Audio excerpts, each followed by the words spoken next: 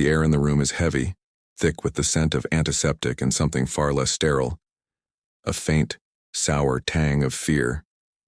On a warped wooden table in the dim corner of Willow Creek Asylum, a small hand clutches a crayon, its tip worn to a dull stub. The paper beneath it is covered in jagged, violent lines, a crimson smear that might be blood, a crude figure with hollow eyes, and a door that seems to pulse with menace. This isn't just a child's drawing, it's a scream frozen on paper, a snapshot of something no one was meant to see. In the fall of 1993, in a decaying psychiatric facility in rural Ohio, 9-year-old Emily Harper drew what she claimed was the truth about what happened behind the asylum's locked doors. Her small fingers trembled as she handed the drawing to a nurse, whispering, "This is what they do when the lights go out." From that single, haunting image, a chilling mystery began to unravel, one that would expose a darkness far deeper than anyone could have imagined. What could drive a child to create such a terrifying vision? Was it the product of a fractured mind? Or was Emily trying to tell the world about something real, something unspeakable, happening within those cold, concrete walls? Her drawings weren't just art. They were a desperate plea, a map to a secret that the asylum staff would do anything to keep buried. As you listen to this story, you'll be pulled into a labyrinth of fear, doubt, and revelation, where the line between madness and truth blurs until it vanishes entirely. This case isn't just about a little girl and her drawings. It's about the fragility of the human mind, the horrors that can hide behind institutional walls, and the questions that linger long after the story ends. What happens when a child's imagination or testimony reveals a truth too disturbing to accept? How far will those in power go to silence a voice that threatens to expose them? And what does it say about us as a society when the most vulnerable among us are the ones who see the monsters clearly? These questions will haunt you, and the answers, well, they might just change the way you view the world around you. Right now, I need you to do something. If you're ready to dive into this dark tunnel with me, hit that like button. It's not just a click. It's a signal to others that this story, this truth, deserves to be uncovered. And in the comments, leave this phrase: "I'm ready to discover the truth about this story." By doing so, you're joining a community of truth seekers, people brave enough to face the shadows and ask the questions no one else dares. You're not just watching. You're part of this journey, part of unraveling a mystery that's been hidden for decades. Congratulations for taking that first step. You're already deeper into this than most would dare to go. But prepare yourself, because what comes next contains a key revelation that will forever change the way you see the human mind. As the nurse's fingers brushed against the paper, still warm from Emily's grip, a shiver ran down her spine. Not from the chill of the asylum's drafty corridors, but from the raw, unfiltered terror etched into every stroke. The drawing wasn't random scribbles born of a child's fevered dreams. It was deliberate, almost surgical in its detail. In the center, a faceless man in a white coat loomed over a smaller figure strapped to a bed, his hand raised with what looked like a syringe glinting under a harsh fluorescent light. Surrounding them were eyes, dozens of them peering from cracks in the walls, from the shadows under the bed, even from the doctor's own coat pockets. And at the bottom, in shaky block letters, "They watch. They know." Nurse Clara Reynolds, a woman who'd seen her share of troubled souls in her 15 years at Willow Creek, felt her stomach twist. This wasn't the work of a 9-year-old lost in fantasy. This was a confession, a breadcrumb leading straight to the heart of something rotten. Clara folded the drawing carefully, tucking it into her pocket as if it were a live grenade. She glanced at Emily, who sat huddled in the corner of the art therapy room, her knees drawn up to her chest, rocking gently. The girl's eyes, wide and unblinking, followed Clara's every move, but there was no plea in them, only a quiet, resigned certainty, as if she'd already handed over her soul and was waiting for the consequences. "Who are they, Emily?" Clara whispered, kneeling beside her. The child didn't answer at first, her gaze drifting to the barred window where autumn leaves swirled like frantic warnings against the gray sky. Then, in a voice so soft it barely cut through the hum of the fluorescent bulbs, she said, "The Watchers. They live in the walls. Dr. Harlan says if I tell, they'll come for Mommy too." Clara's blood ran cold. Dr. Elias Harlan, the head psychiatrist, the man whose name was synonymous with Willow Creek's so-called innovative therapies. He'd been the one to sign off on Emily's admission 3 months earlier, After her parents, overwhelmed by her night terrors and sudden outbursts, had driven her through the rain-slicked roads to this forgotten corner of Ohio, Emily's story had begun not in the asylum, but in the quiet suburb of Milford, where the Harpers lived in a tidy split-level home painted the color of faded hope. It was the summer of 1993, a season thick with cicada songs and the promise of backyard barbecues, when 9-year-old Emily started drawing. At first, her mother, Sarah Harper, thought it was just a phase. Innocent sketches of family picnics, school friends with oversized heads, the family dog chasing butterflies. But as July bled into August, the drawings changed. The picnics grew darker, plates of food turned to pools of red, the dog lay twisted in unnatural angles, and the friends began to vanish, replaced by stick figures with X's for eyes, mouths open in silent screams. Sarah found the first truly disturbing one taped under Emily's bed. A house much like their own, but with windows that bled black ink and tiny figures inside, their limbs contorted as if pulled by invisible strings. "It's just imagination, sweetie," Sarah had cooed, forcing a smile as she peeled it away. But Emily's eyes, those deep brown pools that had once sparkled with mischief, now held a shadow, a knowing that made Sarah's heart ache. The night terrors came next, shattering the fragile peace of the Harper household.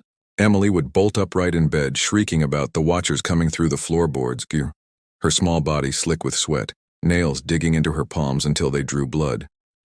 Sarah and her husband Tom, a mechanic with grease-stained hands and a perpetual worry line etched between his brows, tried everything: warm milk laced with honey, bedtime stories read by flashlight, even consulting the family doctor who prescribed a mild sedative.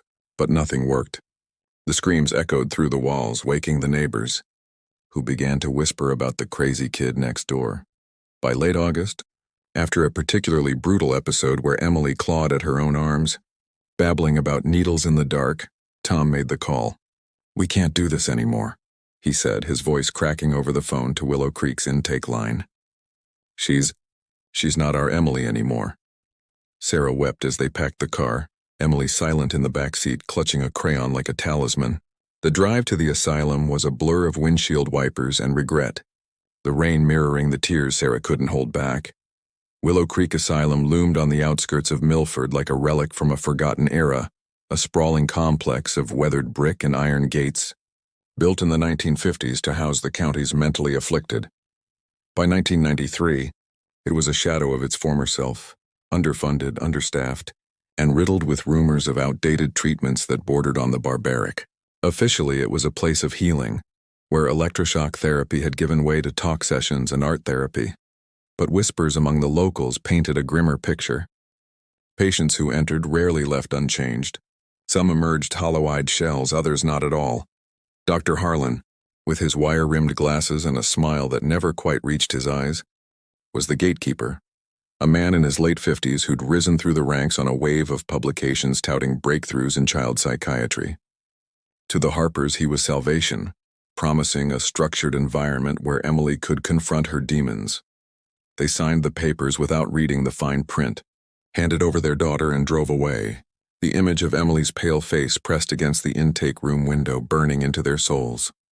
In those first weeks at Willow Creek, Emily was assigned to Ward C, the children's wing, a misnomer if ever there was one, for it housed not just kids but preteens and young teens whose fragile minds had been battered by abuse, neglect, or the cruel lottery of genetics. The ward was a cacophony of muffled sobs and distant shouts, the air perpetually stale with the odor of overcooked meals and unwashed linens. Emily's routine was regimented. Mornings of group therapy where circle time devolved into awkward silences. Afternoons in the sunroom where faded puzzles lay scattered like broken promises. Evenings locked in her room. The doors click, a nightly reminder of her captivity. Art therapy, held twice a week in the basement room with its peeling paint and single high window, became her only outlet. It was there, under the watchful eye of volunteer aides like Clara, that Emily began to draw not just her fears, but the asylum's secrets. Clara remembered the shift vividly.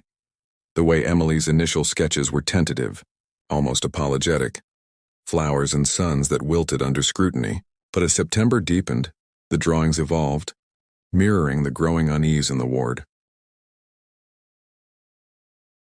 Other children whispered about the quiet hours, when the lights dimmed and footsteps echoed from the restricted floors above.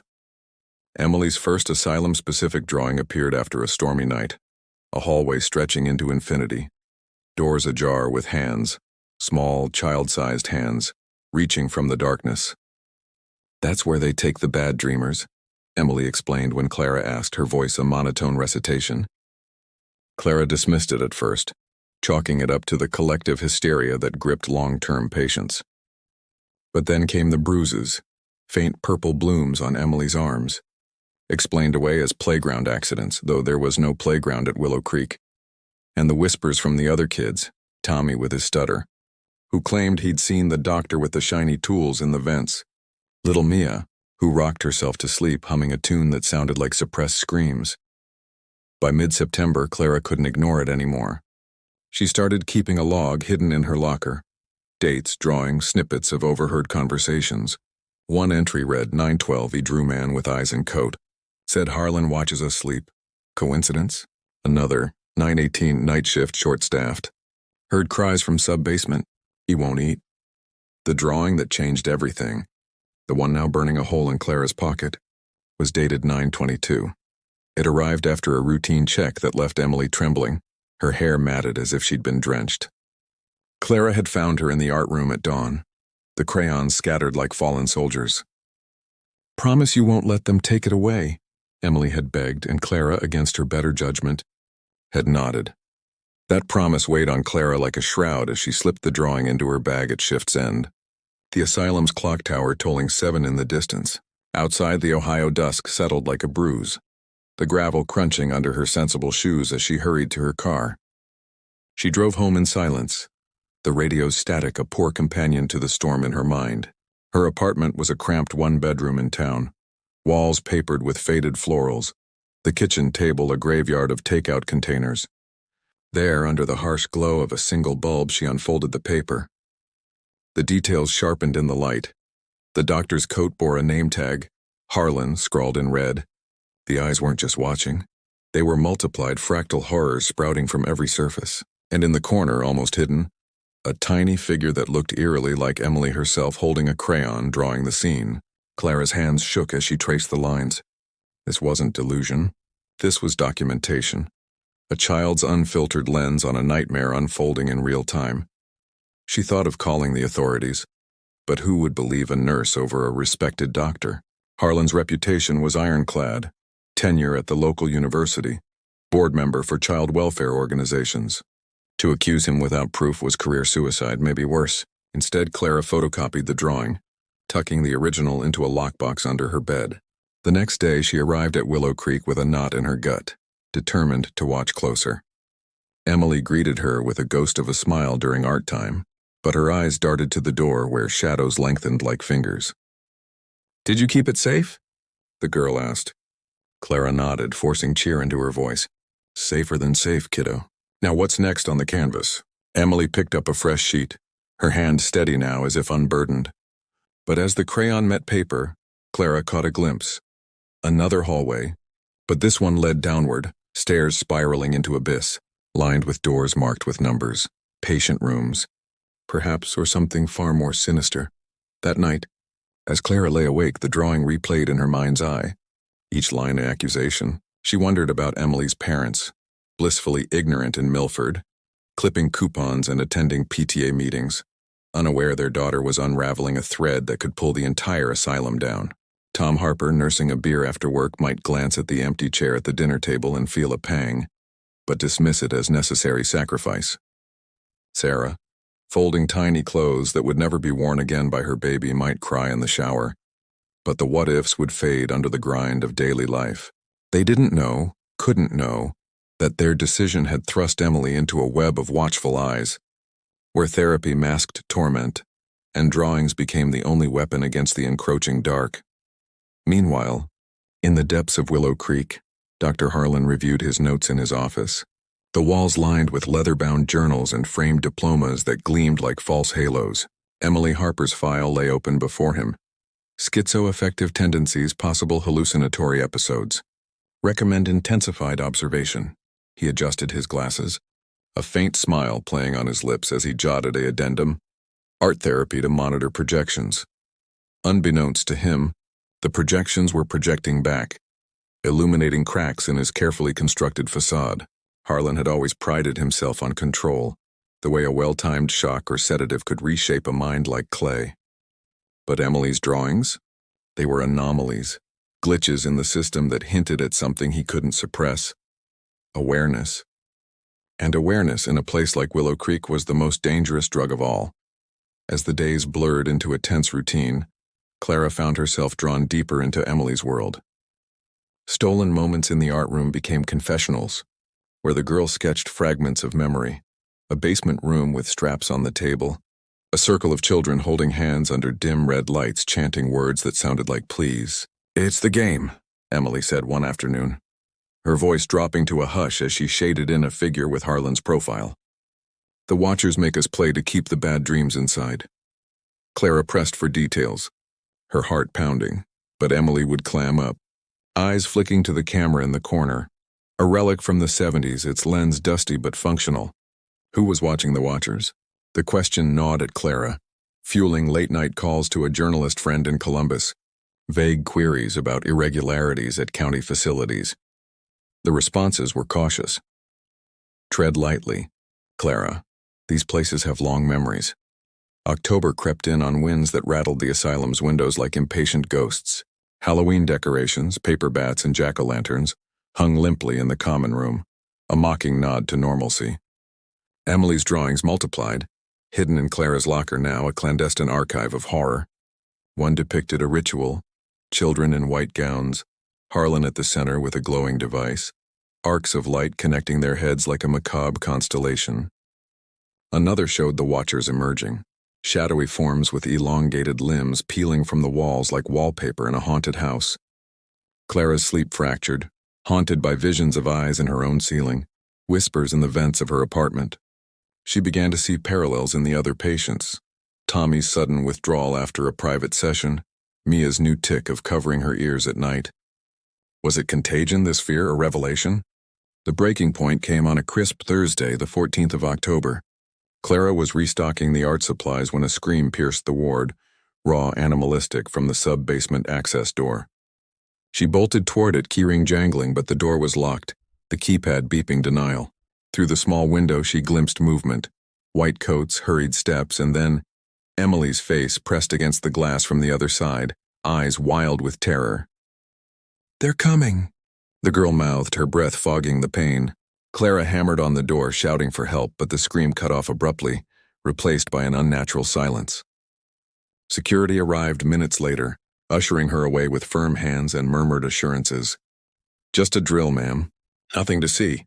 But Clara had seen enough. That night she copied every drawing, sealed them in an envelope addressed to the State Health Board, and dropped it in a mailbox on the edge of town, her hands trembling under the street lamp's glow. Back at Willow Creek, the air grew thicker, charged with unspoken accusations. Harlan summoned Clara to his office the next morning, his smile as polished as ever. "You've been spending a lot of time with our little artist," he observed, steepled fingers tapping his desk. Clara met his gaze, the weight of the drawings like armor. "She's talented, Doctor.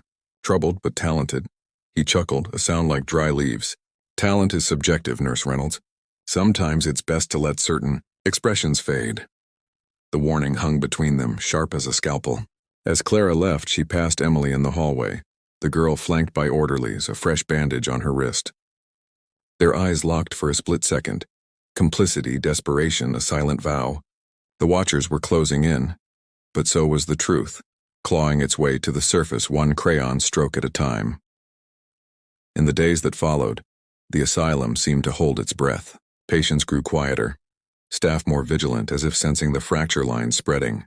Clara's journal filled with frantic entries, theories of experimental treatments, hidden funding from shadowy grants, Harlan's possible ties to Cold War-era mind control projects unearthed in declassified files she'd pored over at the library. Emily's latest drawing, smuggled out during a laundry shift, showed the watchers fully formed, humanoid but wrong, with Harlan's face superimposed on the lead figure.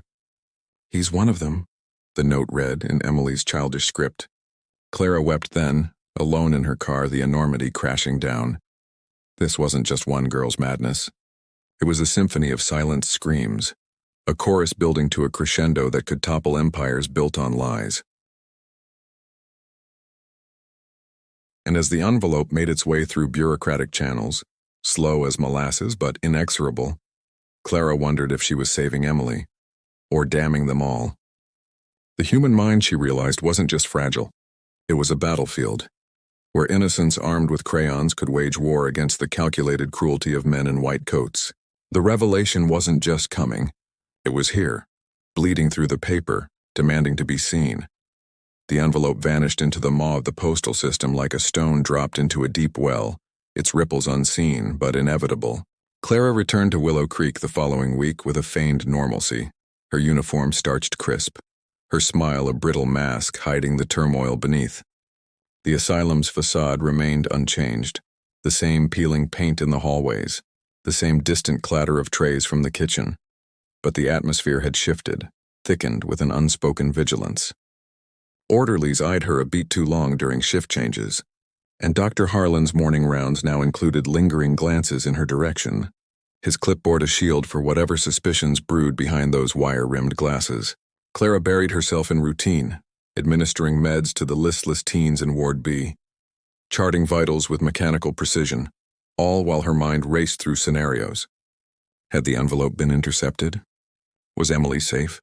The girl had been moved to isolation observation after that sub-basement incident, a term that sounded clinical but felt like punishment. Clara's requests to visit were met with bureaucratic stonewalling. Doctor's orders, the desk nurse would say, avoiding her eyes. In the quiet hours between duties, Clara sought solace in the staff lounge, a dingy room with sagging couches and a coffee maker that spat bitter brew. There, amid the haze of cigarette smoke, defying the no-smoking policy, she confided in a select few. First was Marcus, the night janitor, a burly man in his 40s with a limp from a long-ago accident and eyes that had seen too much. Heard things down there, Marcus muttered one evening, polishing his mop handle like a talisman. Cries that ain't from no patients. And Harlan? Man's got keys to places that ain't on the blueprints. Clara leaned in, her voice a whisper. What places? Marcus glanced at the door, then sketched a rough map on a napkin. The sub-basement branched into unmarked corridors, one leading to what he called the Old Wing. Abandoned since the 70s, officially sealed due to asbestos, but unofficially, lights flicker on sometimes, and deliveries, crates at odd hours, no labels. Clara pocketed the napkin, her pulse quickening. This was more than Emily's drawings. This was infrastructure for something systematic, a hidden underbelly where the watchers could thrive unseen. Emboldened, Clara expanded her circle. She approached Lena, a fellow nurse who'd been at Willow Creek for a decade, her face etched with the weariness of someone who'd traded ideals for paycheck. Over lukewarm vending machine soup, Clara shared snippets, not the drawings, not yet, but hypotheticals. Ever wonder about the bruises on the kids? Or why some files get redacted? Lena paused, spoon midway to her mouth, her expression flickering from dismissal to doubt. You poking around, Clara? Bad idea. Remember what happened to old Nurse Grady? Transferred out after asking too many questions about the funding. Grady's story was legend. A whistleblower who'd vanished into administrative limbo, her warnings about experimental protocols dismissed as burnout. But Lena's hesitation cracked open a door. Seen things myself, she admitted finally. Harlan's got visitors, suits from out of state, late nights. And the meds. Some ain't standard. Kids get foggy, forgetful after. Clara pressed. Forgetful about what? Lena shrugged, but her eyes said more. Abuse. Perhaps, or worse, experiments cloaked in therapy. As October's chill deepened, the leaves outside Willow Creek turning to fiery omens, Clara pieced together a mosaic of anomalies. Patient records she sneaked peeks at during quiet shifts revealed patterns. Admissions spiked in the early 90s, coinciding with Harlan's promotion. Many were like Emily, children from working-class families, symptoms vague, nightmares, hallucinations, defiance. Treatments listed as cognitive restructuring or sensory integration, but dosages of antipsychotics were off-label, high enough to sedate elephants. One file for a boy named Alex who'd graduated the previous year noted successful integration of observers. a phrase that chilled Clara to her core. Observers? It echoed Emily's watchers, a clinical term for something far more sinister. Clara photographed pages with a disposable camera hidden in her scrubs, developing them at a 1-hour photo in Milford. The clerk's bored gaze a relief. Meanwhile, Emily's isolation weighed on Clara like a phantom limb. She caught glimpses through the ward's glass partitions. The girl in a padded room coloring on the floor with supervised crayons, her movements sluggish, drugged. One day, during a supply run, Clara slipped a note under the door, "I'm fighting for you," and received a drawing in return, passed via a sympathetic orderly. It depicted a storm brewing over the asylum, lightning striking the clock tower, figures fleeing into the woods. In the foreground, Clara's likeness held a shield of papers facing a colossal Harlan with eyes like searchlights. "You're the light," Emily had scrawled on the back.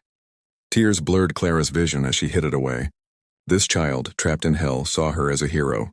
It fueled her resolve, turning fear into fury. The Harpers, oblivious in their suburban bubble, began to sense the cracks. Sarah called the asylum weekly, her voice tinny over the line. "How's our Emily? Any progress?" The receptionist's scripted responses, stable, participating in activities, did little to assuage her growing unease.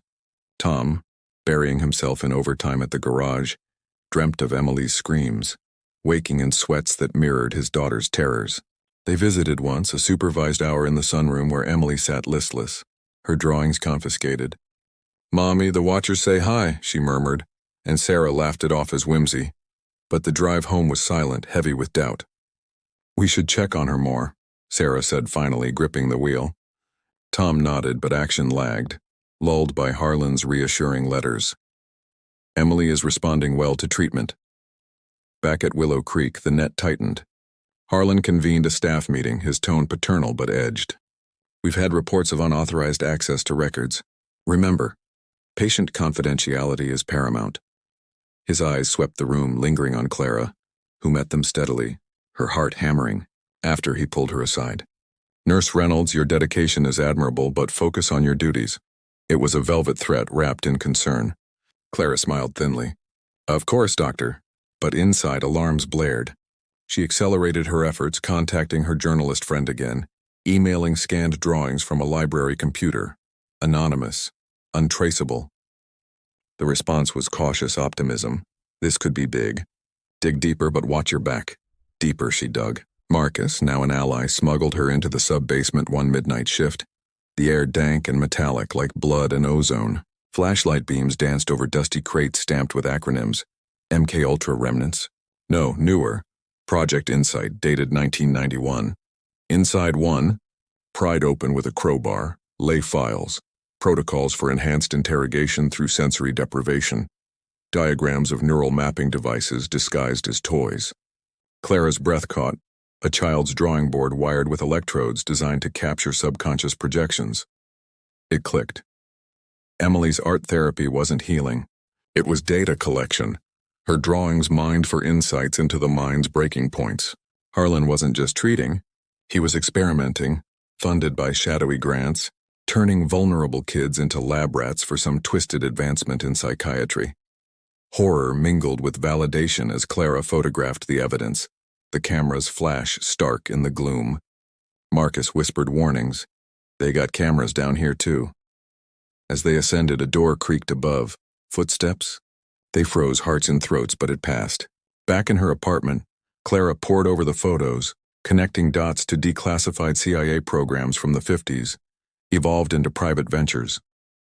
Harlan's publications hinted at it, papers on observer implantation in dissociative states couched in academic jargon.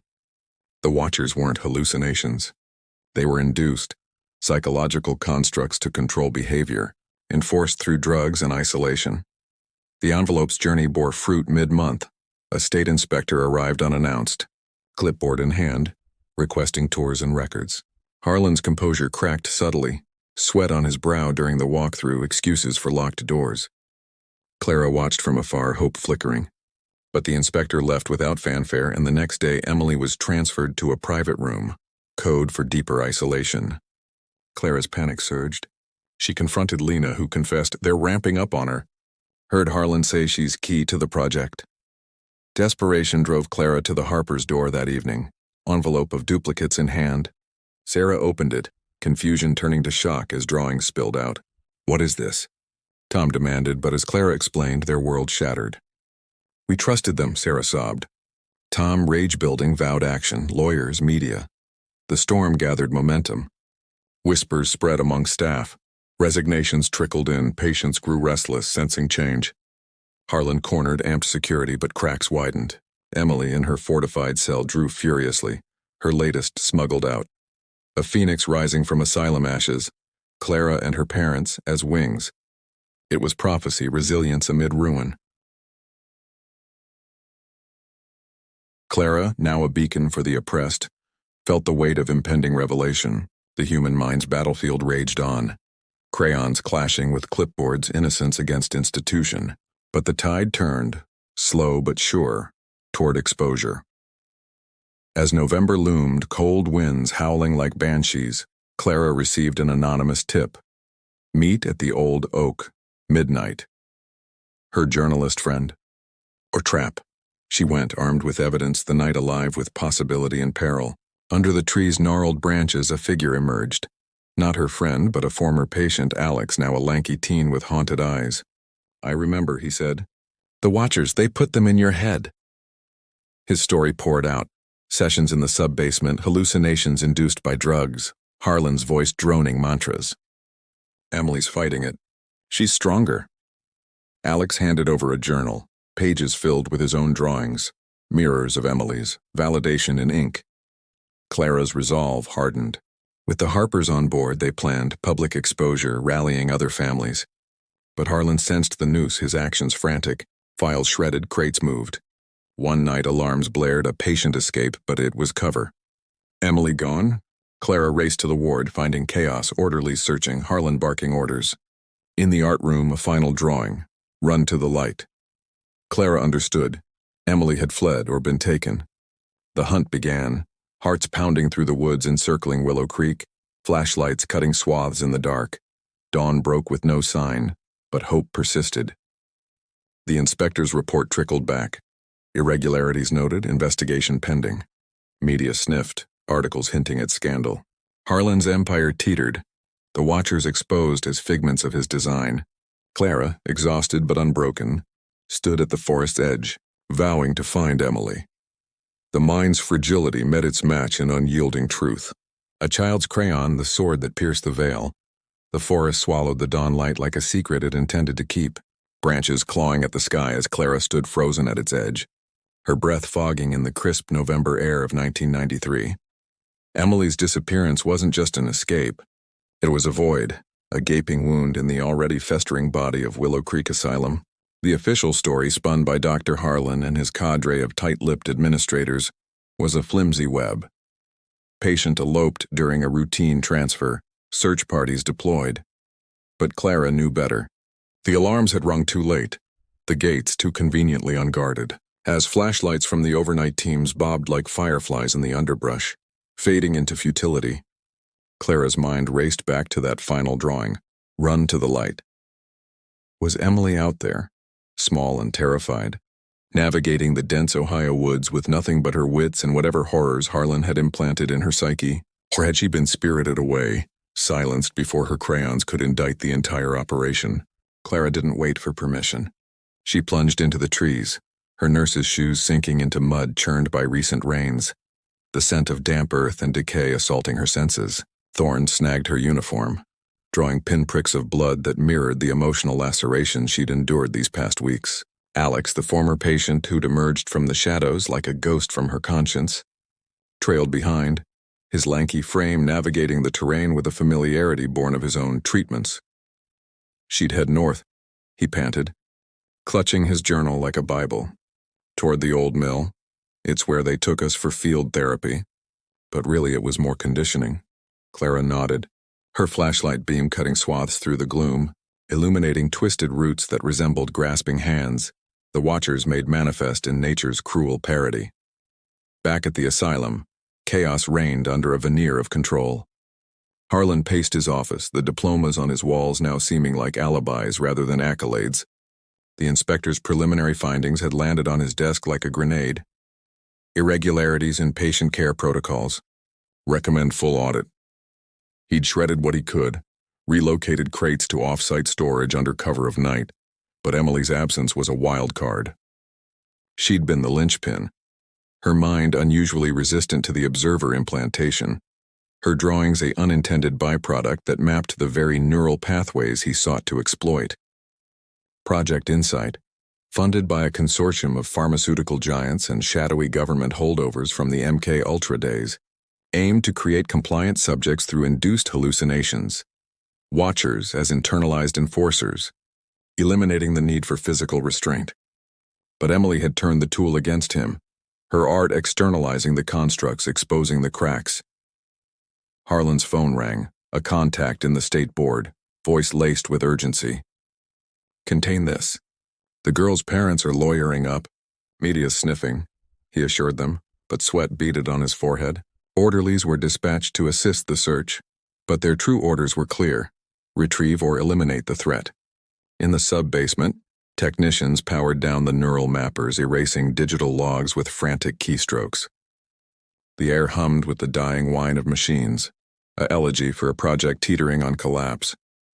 The Harpers, meanwhile, were no longer passive.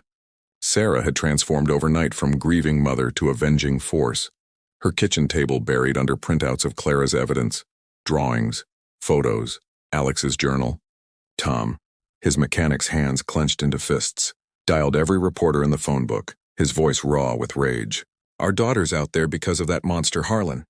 One local station bit, a segment on troubled asylums airing that evening. Sarah stared at Emily's empty room, the walls still bearing faint crayon marks from before the asylum, and wept for the innocent stolen. We handed her over, she whispered to Tom in the dim light. How do we live with that?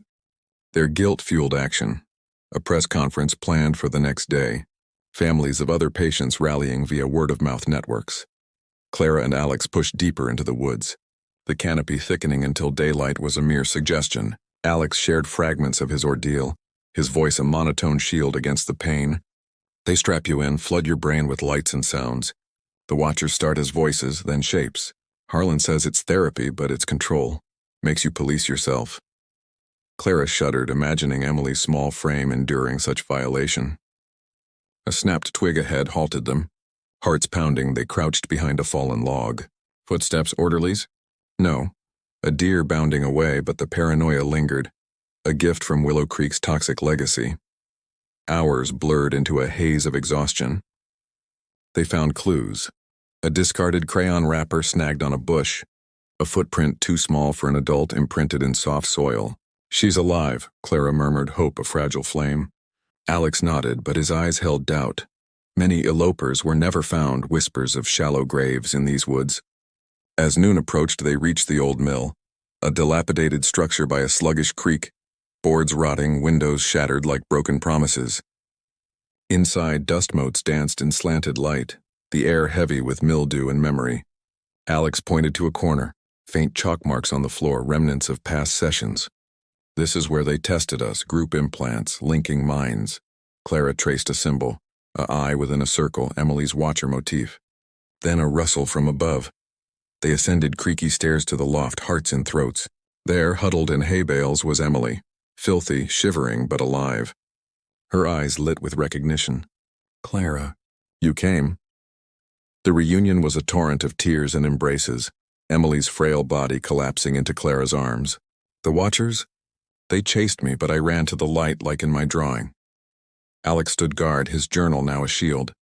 But joy was short-lived. Distant shouts echoed, search parties closing in. We have to move, Clara urged, helping Emily to her feet. The girl clutched a final drawing, crumpled in her pocket. A family reunited, Harlan in chains, the asylum in flames. Prophetic, perhaps, evading capture became a desperate game. They zigzagged through the woods, Emily's whispers guiding. The watchers don't like water, crossed the creek. Splashing through icy shallows, they lost pursuers temporarily. Clara's mind whirled with next steps. Get Emily to safety, expose everything. They emerged at a rural road as dusk fell, hitching a ride from a sympathetic farmer who recognized the asylum's notoriety from rumors. Heard bad things about that place, he grumbled, dropping them at the Harpers' doorstep under cover of night. The reunion shattered the Harper home like a thunderclap. Sarah's scream of joy woke neighbors. Tom enveloped Emily in a bear hug, tears streaming. "My baby," Sarah sobbed, stroking her matted hair. Emily, exhausted but coherent, spilled her story. Nights in the sub-basement, electrodes on her temples, Harlan's voice implanting fears. The watchers were his way to make us quiet. Clara documented it all, tape recorder whirring, evidence mounting. Alex added his testimony, a chorus of the damned. But Harlan wasn't idle. Alerts went out. Emily labeled delusional runaway, Clara abductor. Police sirens wailed in the distance as the group barricaded inside. "We fight," Tom declared, shotgun in hand. A mechanic turned protector. Sarah cradled Emily, vowing redemption. The standoff loomed, but media arrived first, cameras flashing, reporters shouting questions. The local station's segment had aired, igniting public outcry. Harlan's facade cracked wide. Calls for his arrest flooded lines. In the asylum's bowels, Harlan watched the news on a grainy TV, face ashen. Project Insight's backers pulled funding via encrypted calls. "You're burned." He fled into the night, briefcase of secrets in tow, but the net closed. Clara, from the Harpers' window, saw justice dawning. Emily slept finally, crayon in hand, dreaming not of watchers but of light. Yet shadows persisted. Emily's recovery would be long. Therapy, real this time, to excise implanted terrors.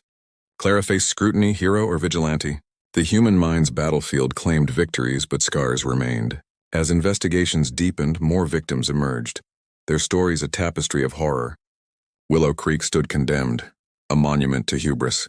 But in quiet moments, Emily drew again. Hopeful scenes, watchers banished. The trail hadn't vanished. It led to truth, hard-won and haunting. As Emily's pencil danced across fresh paper in the safety of her family's living room, sketching sunlit meadows where no shadows lurked, the world outside the Harper home churned with the fallout of Willow Creek's unraveling. The once imposing asylum now stood as a skeletal relic under the gray November skies of 1993. Its gates chained shut by court order, yellow police tape fluttering like weary flags of surrender. Investigators swarmed the grounds like ants on a carcass, unearthing crates from hidden alcoves, dusting servers for fingerprints, and interviewing shell-shocked staff who alternated between denial and desperate confessions. Clara Reynolds, hailed in hurried newspaper headlines as the whistleblower nurse, found herself thrust into a spotlight that burned as much as it illuminated. She sat in a sterile conference room at the state prosecutor's office, her hands clasped tightly around a styrofoam cup of tepid coffee, recounting the horrors for the umpteenth time. "It wasn't just treatment," she insisted, her voice steady despite the tremor in her fingers. "It was torture disguised as science. Those children, they were experiments, their minds cracked open like eggs." The probe deepened, revealing layers of complicity that extended far beyond Dr. Harlan's office.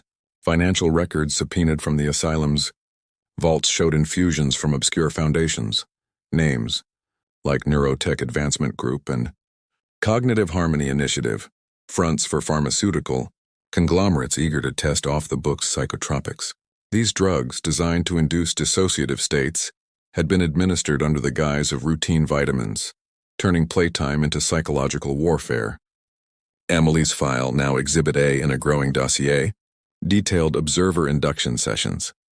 Hours in dimly lit rooms where strobe lights and subliminal audio planted the watchers as mental sentinels, ensuring obedience through self-inflicted paranoia.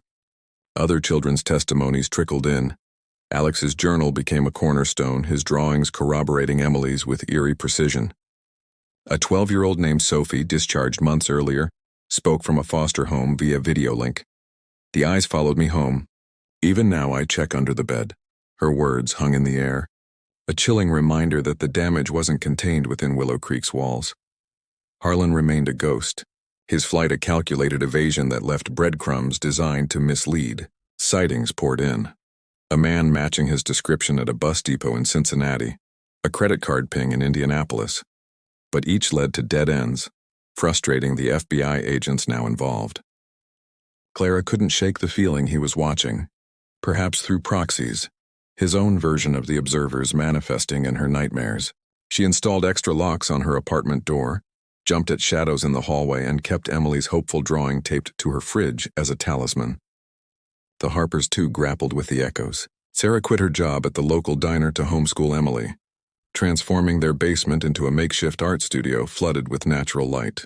"No more dark places," she declared, but at night, when Emily whimpered in her sleep about eyes in the corners, Sarah held her close, whispering assurances that felt hollow against the tide of trauma.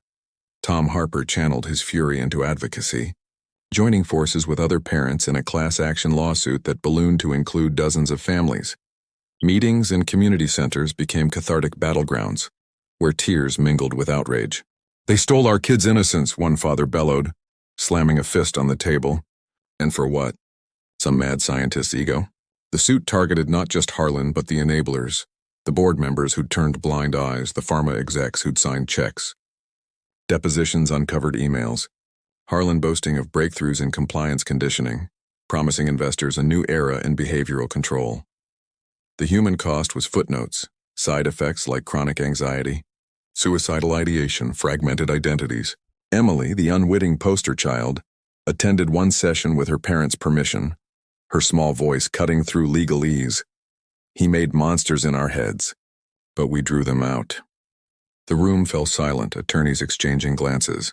This wasn't just a case, it was a reckoning with the fragility of childhood minds. As winter's first snow blanketed Ohio, blanketing the asylum's ruins in deceptive purity, Clara received an anonymous package at her door. A manila envelope, no return address. Inside, a single drawing, not Emily's style but eerily similar. It depicted a labyrinth of corridors, watchers lurking in alcoves, and at the center a figure resembling Harlan, holding a map marked with coordinates. Clara's breath caught. Was this a taunt or a clue? She forwarded it to investigators who traced the postmark to a small town in Kentucky. A raid ensued, a dingy motel room littered with files and a laptop humming with encrypted data. Harlan wasn't there, but his scent lingered. Prescription pads, half-eaten meals, a journal ranting about ungrateful subjects and the purity of observation. Decryption revealed more horrors, videos of sessions, children's faces pixelated but screams unfiltered. Harlan's voice overlaying like a sinister narrator. "Feel the watchers. They protect you from yourself." The breakthrough ignited a media frenzy. National outlets descended on Milford, cameras thrusting into faces, reporters ambushing Clara at her car. "How does it feel to be a hero?" one asked. She paused, eyes weary. Heroes don't have nightmares. The coverage peeled back societal layers, questioning institutional oversight, the ethics of psychiatric research, the vulnerability of the underserved. Talk shows debated. Was Harlan a rogue or symptomatic of a system that commodified mental health? Viewers called in, sharing their own stories of misdiagnosis, forced treatments, echoing the asylum's sins on a broader scale. Emily watched from the couch, crayon in hand, sketching the TV screen. Reporters as allies, Harlan as a crumbling tower. But healing was nonlinear, a path riddled with setbacks. Emily's therapy sessions with a kind psychologist in Columbus unearthed buried memories. The sting of electrodes, the isolation tank's suffocating embrace, Harlan's gentle lies. "You're special, Emily. The Watchers chose you." Nightmares resurfaced, drawings turning dark again, Watchers evolving into amorphous blobs, encroaching on her family. Sarah found one under Emily's pillow, the Harper home engulfed, eyes peering from windows. "It's not over," Emily confessed tearfully. Clara visited often, their bond forged in fire. Together they burned old drawings in the backyard pit, flames consuming the past, ashes scattering like released souls.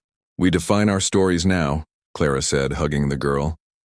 Harlan's capture came abruptly, a tip from a disgruntled former associate leading to a cabin in the Appalachians. SWAT teams stormed at dawn, finding him hunched over a desk, scribbling manifestos. "You don't understand," he raved as cuffs clicked. "The mind needs guardians." His trial loomed, a spectacle promising revelations. Witnesses lined up, staff turning state's evidence, victims like Alex testifying with trembling resolve. Clara prepared her statement, pages thick with detail, emotion raw. "The human mind," she wrote, "isn't a lab. It's a sanctuary, violated at peril." Yet as snow melted into tentative spring, doubts lingered. Whispers of copycat programs surfaced, similar setups in other states, Harlan's acolytes scattering like roaches. Emily's art shifted again. Vigilant scenes, families united against shadows. The echoes faded but never silenced. A reminder that some wounds scar the soul eternally. Clara, gazing at the thawing woods, wondered if the watchers truly died or merely hid, waiting for the next fragile mind to claim. The battlefield quieted, but vigilance remained, the price of hard-won truth. With Harlan's handcuffs still fresh in the collective memory, the courtroom in downtown Columbus became the new arena for Willow Creek's lingering ghosts. A stately chamber of polished oak and stern portraits that belied the chaos about to unfold. Spring had thawed into a muggy summer of 1994, the air conditioning in the Franklin County Courthouse humming futilely against the heat wave that gripped Ohio, mirroring the feverish anticipation outside. Reporters clustered on the steps like vultures, microphones thrust forward as attorneys in crisp suits navigated the gauntlet, briefcases bulging with the weight of evidence. Clara Reynolds arrived early on the first day, her testimony scheduled for the afternoon, but she couldn't stay away, the pull of closure too strong. She slipped into a back row, her hands clasped in her lap, watching as Dr. Elias Harlan was led in, shackled but unbowed, his wire-rimmed glasses reflecting the fluorescent lights like defiant beacons. He scanned the room, his gaze lingering on the victims' families, a faint smile curling his lips that sent shivers down Clara's spine. Was it remorse or the smug assurance of a man who believed his work transcended earthly judgment? The prosecution opened with a bang. Assistant D.A. Marlene Ortiz, a sharp-eyed woman in her 40s with a reputation for dismantling white-collar criminals, painting Harlan as the architect of a modern-day house of horrors. "This is not science," she thundered, gesturing to blown-up projections of Emily's drawings, the watcher's eyes staring accusatorily from the screen. "This is sadism cloaked in lab coats." Dr. Harlan preyed on the most vulnerable, twisting their minds for profit and power. Exhibits piled up, decrypted files from his laptop detailing Project Insight's protocols, witness statements from former staff who'd flipped for immunity, pharmaceutical ledgers showing millions funneled through shell companies. Ortiz called her first witness a forensic psychiatrist who'd reviewed the records. "These methods echo banned experiments from the Cold War," he testified, voice grave. "Inducing hallucinations to create internal controls. It's psychological warfare on children." The jury, a mix of blue-collar workers and retirees, shifted uncomfortably, eyes widening at descriptions of sensory deprivation tanks where kids floated in darkness, speakers whispering the watchers see all.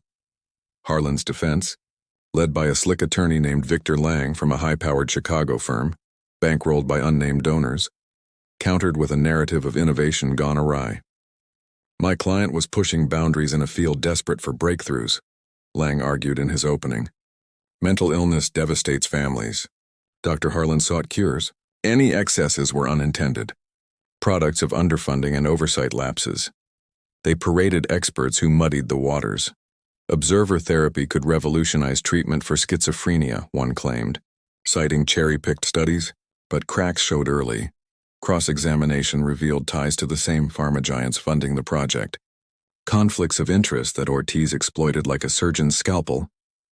Emily Harper took the stand on day 3, a pivotal moment that hushed the courtroom to pin-drop silence. At 10 now, her hair in neat braids courtesy of Sarah's trembling hands that morning, she clutched a stuffed bear for comfort, her voice small but steady under Ortiz's gentle questioning. "He said the watchers would keep me safe, but they scared me," she recounted, pointing to her drawings projected behind her. "They came in my dreams, watching everything." The jury leaned forward, one woman dabbing her eyes as Emily described the sub-basement sessions. Cold metal on her skin, lights flashing like fireworks gone wrong, Harlan's voice a constant drone. "If I misbehaved, the watchers would tell on me." To him. Lang's cross was cautious, probing for inconsistencies. Was it real or just imagination? But Emily's retort cut deep. "I drew what I saw. Drawings don't lie." Gasps rippled through the gallery. Even Harlan averted his gaze, perhaps glimpsing the monster he'd created reflected back. The Harpers followed, Sarah's testimony a torrent of maternal anguish. "We trusted the system," she wept. describing the night terrors that led them to Willow Creek, the guilt that gnawed since. Tom, stoic but voice-cracking, detailed the lawsuit's discoveries. How Harlan had selected kids from low-income families, easier to dismiss as troubled. He played God with our daughter. Other families echoed them. Alex's mother, a weary factory worker, shared his journal entries post-discharge. The eyes won't close. Sophie, now 13, testified remotely, her foster parents flanking her, recounting panic attacks triggered by closed doors. The cumulative weight was crushing, humanizing the abstract horrors, turning statistics into stories that lingered in jurors' minds during breaks. Clara's turn came midweek, the courtroom packed with media who dubbed her the guardian nurse. She walked to the stand with measured steps, her uniform swapped for a simple blouse and skirt, but the resolve in her eyes unchanged. Ortiz guided her through the timeline, the first drawing, the sub-basement glimpses, the envelope that ignited the fire. "I couldn't stand by," Clara said, voice firm. "These were children, not subjects." Exhibits of her photos, crates, devices flashed on screen, eliciting murmurs. Lang attacked her credibility. "You violated protocols, stole records, vigilantism, not heroism." Clara met his stare. "Sometimes the law lags behind morality. I saved lives." The exchange electrified the room, applause stifled by the judge's gavel. Harlan testified last, a calculated risk by the defense. He spoke eloquently, remorse feigned in measured doses. "I regret any pain caused. My intent was healing." But under Ortiz's barrage, the mask slipped. "You implanted fears to control them. Admit it." She pressed. Harlan's composure fractured. "Control is therapy. Unruly minds need structure." The outburst sealed perceptions, a mad scientist unrepentant. Closing arguments hammered home. Ortiz with fiery righteousness. Lang with desperate pleas for context. Deliberations stretched into days. The jury sequestered in a nearby hotel, poring over evidence under fluorescent hums that echoed Willow Creek's own. Outside, protests swelled. Advocates for mental health reform chanting, counter-demonstrators decrying witch hunts on innovators. The Harpers waited at home, Emily drawing courtroom scenes where justice prevailed, watchers chained. Clara fielded calls from reporters, her apartment a fortress of files and fatigue. The verdict came on a rainy Friday. The courtroom tense as foreperson read, "Guilty on all counts, child endangerment, fraud, assault." Cheers erupted. Harlan slumped, the watchers in his mind perhaps finally silenced. Sentencing loomed. Life, prosecutors pushed, but appeals were inevitable, Lang vowing fight. Post-trial, ripples spread. Willow Creek was razed, site earmarked for a park, a symbolic cleanse. The class action settled for millions, funds seeding therapy centers.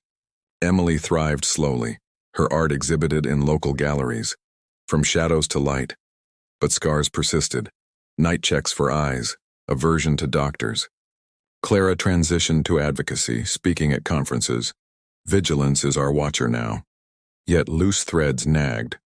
Anonymous tips surfaced. Similar programs in other states, Harlan's notes hinting at a network. One evening, Clara received a package, a drawing unsigned, watchers evolving, tentacles reaching beyond Ohio. Paranoia? Or warning? She investigated quietly, allying with journalists, uncovering whispers of Project Echo. Insight's successor. Emily, sensing unrest, drew a new series. Heroes uniting against resurgent dark. The human mind's labyrinth twisted on. Justice a thread in the maze, but with allies navigable. Harlan rotted in prison, but his legacy lurked, a reminder that monsters breed in silence. Clara vowed to speak, Emily to draw. Weapons against the encroaching night. The web unraveled, but strands reformed, demanding eternal watch. Harlan's prison cell in the Ohio State Penitentiary was a far cry from the sterile opulence of his former office at Willow Creek, its concrete walls closing in like the jaws of a trap he'd once set for others.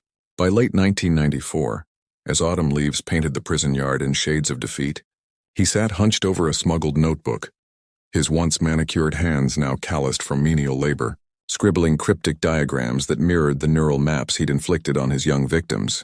The guilty verdict had been a blow, but not fatal. Appeals dragged on, funded by shadowy benefactors who viewed Project Insight not as a failure, but a prototype. Harlan's letters to his attorney Victor Lang were laced with coded hints. The echoes persist. Ensure the network is insulated. Lang, pacing his Chicago high-rise, deciphered them as directives to protect the broader web, a consortium of like-minded innovators scattered across the country, operating under innocuous names like community clinics or research labs. Harlan's downfall was a cautionary tale, but the machine he'd helped build hummed on, its tendrils reaching into unsuspecting facilities. Clara, now a full-time advocate with a non-profit born from the lawsuit's settlement, Minds Unchained, felt the undercurrents of unfinished business. Her days were a whirlwind of speaking engagements, from dimly lit town halls in rural Ohio to polished conference rooms in Washington, D.C., where she lobbied for stricter oversight on psychiatric experiments. "We stopped one monster," she'd say, holding up Emily's triumphant drawings as props. "But the system that bred him thrives." Nights, however, brought unease. Anonymous calls clicked off after heavy breathing. Her mailbox yielded envelopes with no return address, containing grainy photos of her daily routines, sipping coffee at a diner, walking her newly adopted dog. Paranoia or proof? She hired a private investigator, a grizzled ex-cop named Ray Donovan who dug into Harlan's pre-Willow Creek history. "Guy's got connections," Ray reported over greasy burgers at a roadside joint. "Med school buddies now heading departments in California. Texas, whispers of Echo, a sequel project, decentralized to avoid scrutiny." Emily, blossoming under careful nurturing, entered 5th grade in Milford's public school, her backpack slung over shoulders that bore invisible scars. Classmates knew her as the art girl, her sketches now vibrant landscapes that won local contests, but teachers noted occasional lapses, staring blankly during lessons, doodling eyes in notebook margins. Therapy with Dr. Elena Vasquez, a specialist in trauma recovery, peeled back layers. "The watchers fade, but echoes linger," Emily confided in one session, her fingers twisting a crayon. "Sometimes I hear them whispering about friends in other places." Vasquez flagged it to Clara, who connected the dots. Were other children enduring similar torments? Sarah Harper, ever vigilant, monitored Emily's online forays, limited to educational sites, but one evening, Emily showed her a forum printout from the school library. Anonymous posts about dream guardians in a Texas youth center. "Sounds like Watchers, Mom." Sarah's blood ran cold. She forwarded it to Clara, igniting a new investigation. The Harpers' home, once a sanctuary, buzzed with renewed purpose. Tom installed security cameras, his mechanic's precision applied to wiring, while Sarah scoured news clippings for patterns. Unexplained spikes in child admissions at remote facilities, vague reports of innovative therapies. A breakthrough came via Alex, now in community college studying psychology, a poetic reclaiming of his past. He emailed Clara a decrypted file from Harlan's seized laptop, overlooked in initial sweeps, a contact list with aliases like Observer West and Echo South. "Hacked it myself," Alex boasted in the message, his digital sleuthing a form of therapy. Clara cross-referenced with Ray's findings. Observer West linked to Dr. Miriam Voss, head of a San Diego clinic specializing in adolescent behavioral modulation. Voss's publications echoed Harlan's, subtle nods to internal monitoring techniques. Clara flew to California, funding scraped from her nonprofit's budget. Ray in tow as muscle. The clinic, nestled in palm-shaded suburbs, masqueraded as a wellness center. Yoga mats in sunlit rooms, murals of serene landscapes. But undercover inquiries revealed undercurrents. Parents whispering about children's sudden compliance, drawings confiscated during art sessions. Posing as a concerned aunt, Clara toured the facility, her hidden recorder capturing Voss's pitch. "Our methods instill self-discipline through guided imagery." The phrase chilled her. Imagery like Watchers? That night in a budget motel, Ray hacked the clinic's public Wi-Fi, pulling patient intake forms. Patterns emerged. Low-income families, vague diagnoses, off-label meds mirroring Willow Creek's arsenal. Back in Ohio, Emily's echoes intensified. Nightmares returned, vivid tableau of interconnected asylums, Watchers migrating like digital viruses. "They're linking up," she murmured to Vasquez, sketching a web of eyes spanning a U.S. map. Vasquez, intrigued, shared it with a network of therapists. Responses flooded in. Similar drawings from kids in disparate states. A boy in Texas depicted guardians in the walls. A girl in Florida scrawled "Echo Eyes Watching." Clara's team mapped them. Hotspots in San Diego, Houston, Miami, aligning with Harlan's contacts. "It's a syndicate," Ray concluded, pinning yarn on a corkboard like a conspiracy theorist vindicated. Harlan, from his cell, sensed the noose tightening. A contraband phone allowed brief calls to Lang. Sever ties. Initiate Protocol Zeta. Zeta, buried in his notes, meant disinformation leaks to discredit whistleblowers. Soon, tabloids smeared Clara. Nurses' vendetta fabricated horrors. Anonymous blogs accused the Harpers of exploiting Emily for gain. Public support wavered, donations dipping, but Clara fought back with press conferences, Emily's art as armor. "These are real children," she declared, unveiling the map. Media latched on, dubbing it the Watcher Network. Federal involvement escalated when a Houston raid, tipped by Clara's evidence, uncovered Echo's hub. A basement lab with neural interfaces. Drugs in crates stamped with Voss's clinic. Arrests followed. Voss in cuffs ranting about advancing humanity. Interrogations cracked the facade. Harlan as mentor, Project Echo his brainchild's evolution, decentralized to evade detection. More facilities shuttered, children rescued, their stories a chorus amplifying Emily's.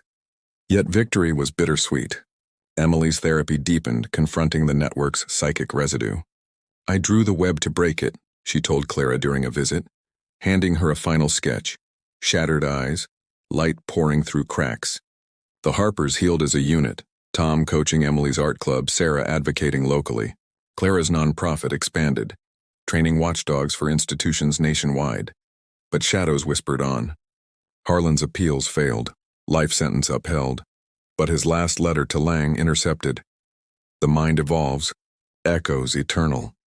Clara burned it, but doubt lingered. Was Echo fully dismantled or morphing anew? Ray's ongoing probes uncovered fringes, offshore labs, private estates. The human mind's vulnerability demanded eternal vigilance. Crayons and courage against cunning. Emily, staring at stars one night, whispered no more watchers. But in quiet moments, she drew sentinels of light, guardians of her own design.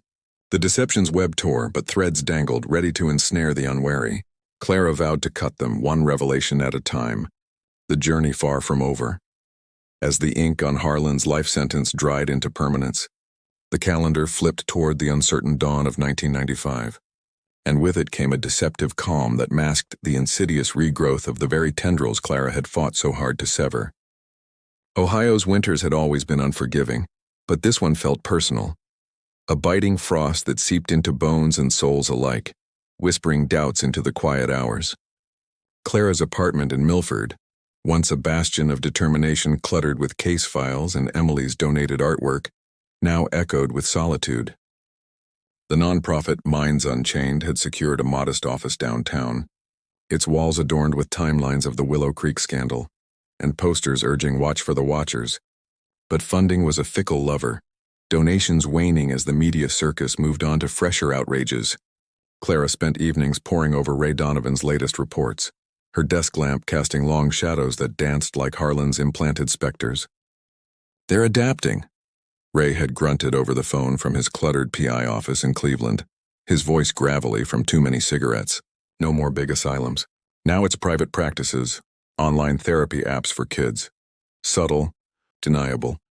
Emily Harper, at 11, navigated the choppy waters of middle school with a resilience that belied her past, her sketchbook a constant companion tucked into her locker like a shield. The watchers had receded to faint echoes in her dreams, but new anxieties bloomed. Bullies who mocked her crazy asylum stories, teachers who eyed her drawings with wary sympathy. In art class, she poured her soul into murals of fractured mirrors reflecting infinite possibilities, minds unbroken, webs dissolved. But one afternoon, as she shaded a particularly vivid scene of light-piercing darkness, a classmate named Jamie sidled up, his freckled face twisted in curiosity. "Hey, Em, you hear about that new game app? The one where you have guardian buddies that watch your dreams?" Emily's crayon snapped in her grip, the word "watch" a trigger that sent ice through her veins. She feigned nonchalance, but later that night, huddled under covers with a flashlight, She sketched the app's icon from Jamie's description, an eye encircled by digital code, eerily akin to her old watchers. Sarah Harper noticed the shift immediately, the way Emily's appetite dipped, her sleep fractured by murmurs of "they're back but different" family dinners. Once a ritual of normalcy with Tom's hearty casseroles and Sarah's gentle probing, grew tense. "It's just a game, sweetie," Sarah soothed one evening, but doubt gnawed at her. Tom, ever the pragmatist, fired up their clunky dial-up modem, the screech of connection a harbinger of revelations. The app, DreamGuard, marketed itself as a mental health tool for tweens, AI companions that monitor sleep patterns and suggest coping strategies. But digging deeper, through parent forums and leaked beta tests, revealed undercurrents. Subliminal audio in the guided meditations, phrases like "the guardian sees your fears and keeps them safe." Emily's eyes widened as Tom read aloud. "It's them, Dad. Harlan's echoes." The Harpers called Clara at midnight, their voices a chorus of alarm, and by morning she was en route, her beat-up sedan cutting through snow-dusted highways. Clara arrived with a thermos of strong coffee and a laptop loaded with Ray's prelims. Over pie at the Harper kitchen table, they dissected the app's origins. Developed by Neuralink Innovations, a Silicon Valley startup with board members who'd crossed paths with Harlan at academic conferences in the 80s. "It's Echo 2.0, Clara murmured, tracing connections on a napkin. Digital watchers implanted via screens instead of straps. No walls needed. The phone's the new Asylum. Emily, perched on a stool, contributed her sketch. A smartphone sprouting eyes, tendrils linking to other devices across a map dotted with red pins, cities where DreamGuard had launched pilots. "I saw it in my head," she explained, her voice a mix of fear and fierce intuition. Kids everywhere feeling watched. Sarah hugged her tight, tears welling. Tom paced, vowing to smash every gadget in the house. Ray's investigation accelerated. His network of informants, disgruntled techies, ex-pharma whistleblowers, yielding gold. A former Neuralink coder, holed up in a Seattle dive bar, spilled over burner phones. They call it neural nudges. The app uses your camera and mic without consent to feed data to AI that predicts breakdowns, then intervenes with tailored hallucinations, funded by the same ghosts as Insight. Clara flew west undercover as a journalist infiltrating a Neuralink demo at a tech expo. The booth gleamed with holographic displays, smiling avatars promising empowered minds. But in the VIP lounge, she overheard execs. Harlan was crude. We're elegant. Compliance through code. Slipping a USB into an unattended terminal, she swiped prototypes, algorithms mimicking observer induction, but gamified for the digital age. Back home, the puzzle assembled into nightmare. Emily's school friends reported odd behaviors. Kids glued to phones at recess, whispering about guardians warning them. One, a girl named Lila, confided in Emily during lunch. "Mine tells me secrets, but if I ignore it, the eyes get mad." Emily relayed it to Clara, who, mobilized Minds Unchained, launched a petition. "Ban the watchers. Protect our children's minds." Petitions went viral in pre-social media ways. Fax chains, radio call-ins, op-eds in the Columbus Dispatch. But resistance mounted. Neuralink's PR machine spun it as anti-innovation hysteria, citing Clara's biased history. Harlan, from his cell, orchestrated subtly through smuggled messages. A new attorney visited bearing gifts from anonymous donors. Books on cyberpsychology, underlined passages hinting at alliances. "The web expands," he scrawled in margins. Lang, still on retainer, funneled funds to Neuralink, ensuring the app's rollout. But cracks formed. A beta tester in Houston, a teen with Willow Creek echoes, hacked the app, exposing code that induced anxiety loops. Leaks hit underground zines, then mainstream. Digital MK Ultra. Clara rallied survivors. Alex, now interning at a cybersecurity firm, reverse-engineered DreamGuard, confirming backdoors to central servers harvesting brainwave data via wearables. Sophie, from Florida, shared her relapse. "The app found me." Guardians returned as notifications. Group calls became strategy sessions, voices overlapping in determination.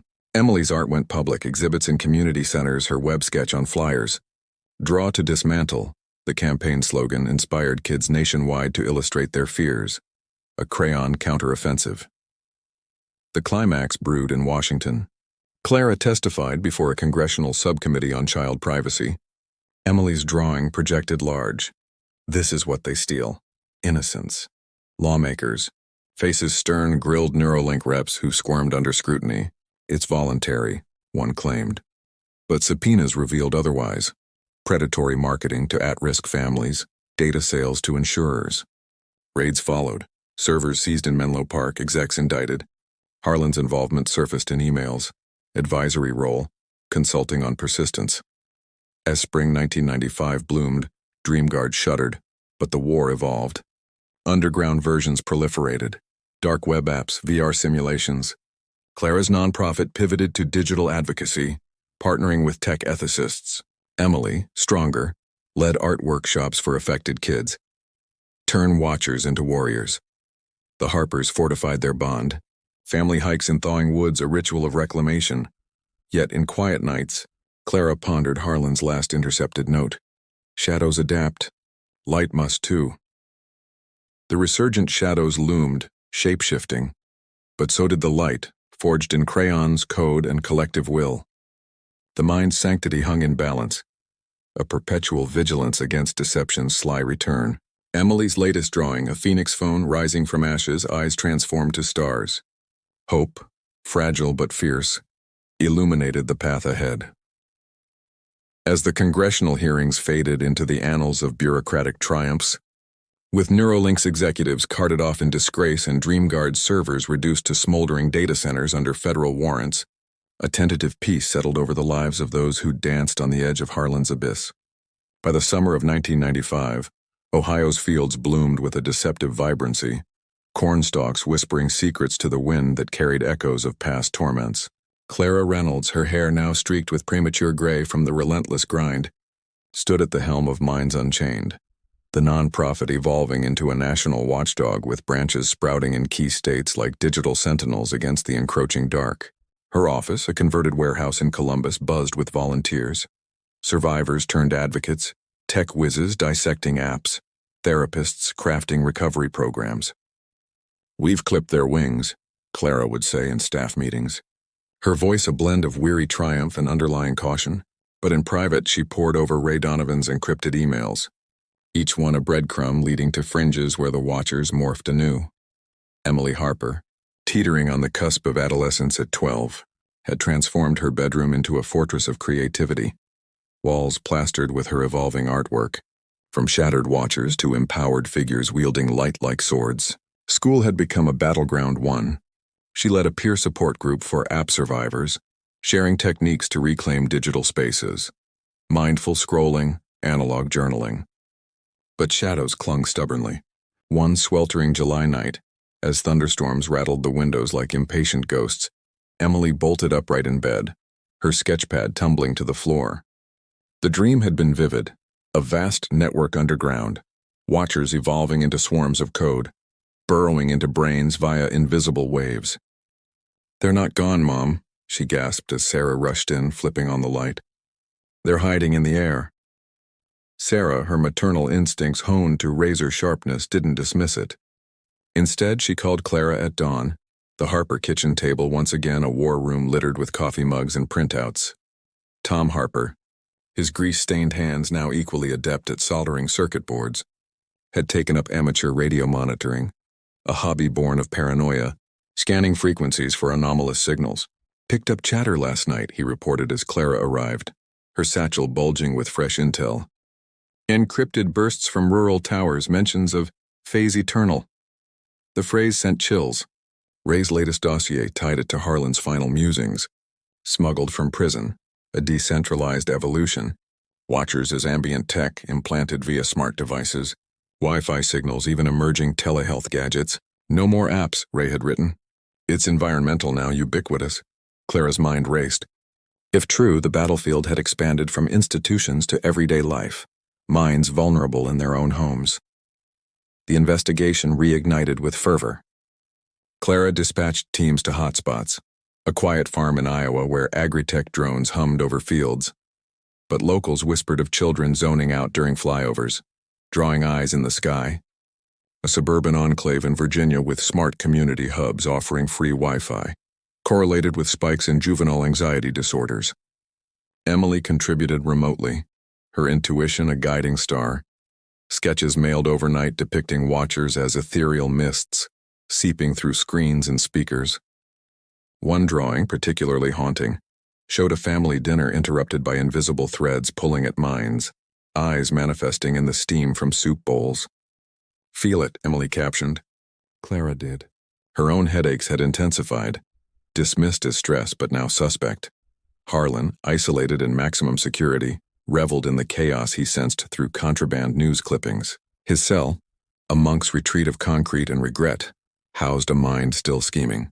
Visits from a spiritual advisor, a front for network liaisons, brought updates. Phase Eternal's beta tests underway, funded by offshore accounts untouched by prior raids. "The mind is infinite," he'd murmur to the walls, etching symbols into the bed frame with a pilfered nail. But cracks in his armor showed. Appeals exhausted, health failing, he penned a manifesto intercepted by guards. Eternal watch ensures eternal peace. Delusional grandeur or blueprint. Clara's breakthrough came via an insider tip, a disaffected engineer from a Virginia lab, meeting her in a fog-shrouded park at midnight. "They're using EMF fields," he whispered, handing over a flash drive. "Low-frequency pulses from routers inducing suggestibility. Watchers as subconscious apps, no download needed." The drive contained schematics, modified consumer electronics, partnerships with telecom giants under health monitoring guises. Clara's team verified it. Lab tests on volunteers showed altered brainwaves after exposure, hallucinations of surveillance. "It's everywhere," Ray confirmed, his voice grim over speakerphone. Public outcry needed ignition. Clara leaked snippets to trusted journalists, headlines exploding, "Invisible Invaders, the next psychiatric scandal." The Harpers mobilized locally. Sarah organized town halls, her poise a shield against skeptics. "Our daughter drew the truth once. Now she's drawing the warning." Emily spoke at one, her voice steady. "The watchers don't need walls anymore. They're in the air we breathe." Attendees gasped at her projections, art blending tech horrors with human resilience. Tom, meanwhile, prototyped shield boxes, Faraday cages for devices distributed free at events. Support swelled. Petitions for FCC regulations gathered millions of signatures, celebrities amplifying via early internet bulletin boards. But the network struck back. Clara's car was tampered with, brakes failing on a rainy highway, an accident Ray deemed sabotage. Emily faced cyberbullying, anonymous messages echoing watcher mantras, "We see you." The Harpers' home surveilled, drones buzzing overhead at night. Paranoia peaked when Emily's latest nightmare manifested, waking to a humming router convinced it whispered secrets. Vasquez, her therapist, adapted sessions to include EMF sensitivity training, but the toll mounted. Emily's art darkened. Watchers as omnipresent fog, Clara confronted the beast head-on, infiltrating a Virginia summit under alias. Disguised as the investor, she navigated halls of suited enablers, eavesdropping on sessions touting ambient therapy, a keynote by a Harlan acolyte, eternal vigilance for mental harmony. Clara recorded it all, escaping with evidence that linked CEOs to Harlan's prison correspondence. The expose aired on national TV, a primetime special featuring Emily's testimony. "We beat them before. We'll do it again." Arrests cascaded, labs raided, signals jammed, Phase Eternal dismantled piece by piece. Yet victory whispered caveats. Harlan succumbed to illness in his cell, his last words a riddle. The watch never stops. Autopsy revealed anomalies, neural implants, self-inflicted. Clara pondered if he'd become his own experiment. Emily's recovery ebbed and flowed. She channeled it into a book of illustrations, Drawing the Dark, proceeds funding Minds Unchained. As autumn 1995 circled back, leaves falling like shed illusions, Clara stood with the Harpers at Willow Creek's Memorial Park, site of the razed asylum, now benches and plaques honoring victims. Emily unveiled a sculpture, a child holding a crayon aloft, watchers crumbling at her feet. Eternal Vigil, she named it. But in the wind's sigh, Clara heard echoes. Tech advancing, minds fragile. The shadows resurged eternally, but so did the light, forged in unity and unyielding truth. The human psyche, battle-scarred but unbreakable, demanded nothing less.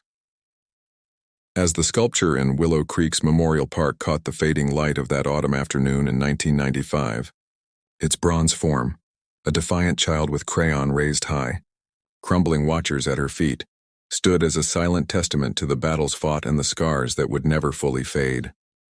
Emily Harper, her small hand still gripping the unveiling ribbon, looked up at Clara Reynolds with eyes that held the weight of worlds unseen, a quiet smile breaking through the veil of her lingering fears. The crowd dispersed slowly, whispers of awe and unease mingling with the rustle of leaves, leaving the core group, the Harpers, Clara, Alex, Sophie, and a handful of other survivors, standing in a circle that felt like the closing of a ritual long in the making. This wasn't just the end of Harlan's reign or the dismantling of Phase Eternal.